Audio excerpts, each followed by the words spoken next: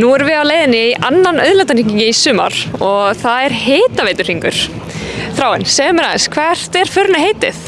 Sko, í dag ætlum við að hjóla hérna upp Elliðaárdalinn og yfir á Reynisvogsheiði og þaðan upp í Mosfellssveit að Reykjum, það sem er eitt af minnstu svæðum hitaveitunar.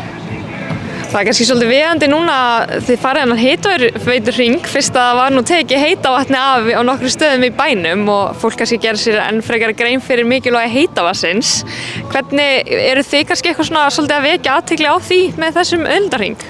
Fyrst og fremst erum við að fræða fólk þessar auðlindir sem við erum að nýta og innviðina og svona skilningur á því er kannski lykillinn að því að fólk svona beri einhverja virðingu fyrir þessum hlutum. Bara að segja frá hvaðan vatnið kemur, hvernig við vinnum það, hverjar stærðirnar eru, hvernig þetta er að þróast, svona aðeins söguna. Voða gaman, sko. Já. Það eru 3.000 kílómetrar af pípum sem sjá okkur fyrir heitu vatni, eða ekki? Hérna, já, það er einmitt 2 hringir utan á landið. Akkurat. Og eru þið eitthvað að stefna á að fara kannski svo langt þennan hringinn? Nei, þessi er sko 35 kílómetra langur. Það er svona sko þeir eru á bilinu 25 til 35 kílómetra langir þessi hringir.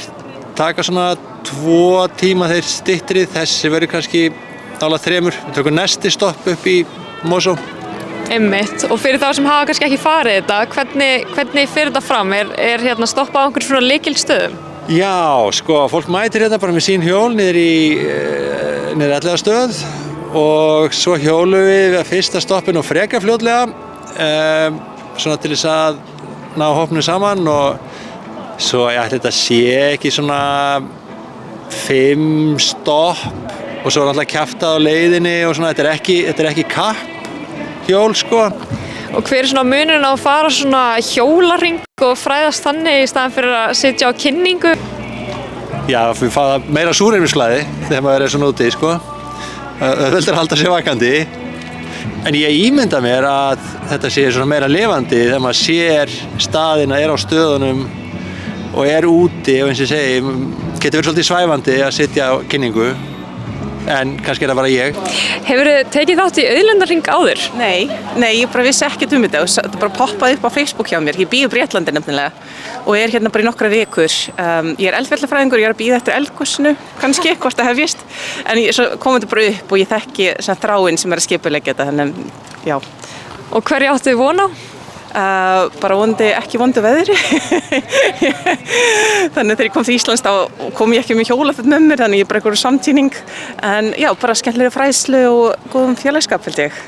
Hver finnst þið munurinn vera á svona fræðslu gegnum hjólaleiðsögn frekar en að fara á svona einhverja kynningu? Sko, mér finnst það miklu skemmtilegra. Ég tek nefnilega alltaf hjól með mér, alltaf þegar ég ferðast einhverju svona eldfjallaferðir og mér finnst ég bara upplifa landslagið svo allt öðruvísi. Ég bara upplifa miklu meira gegnum líkamannir og man allt miklu betur. En ég held að þetta fari bara einhvern veginn svona meira inn í heilan í gegnum líkamann, ég veit ekki. Hefurðu áður tekið þátt í auðlindarhring? Já,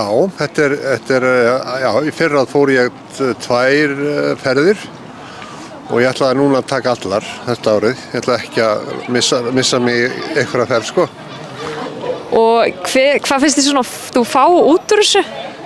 Það er náttúrulega bara félagskapurinn og fara á hjólinu sínu og skemmtilegar leiðir sem hefur verið valdar og náttúrulega fróðleikurinn allur sem hérna liggur í loftinu og þetta frábæra fólk sem veit allt vatn og rafmagn og hvað maður nefna. Finnurðu með einhvern mun á því að fræðast svona í gegnum hjólaleiðsögn frekar en að mæta á einhver svona kynningu? Já, ég held að maður taki þetta alveg beint í æð svona, sko. Maður er í stemmingu, sko, að hlusta.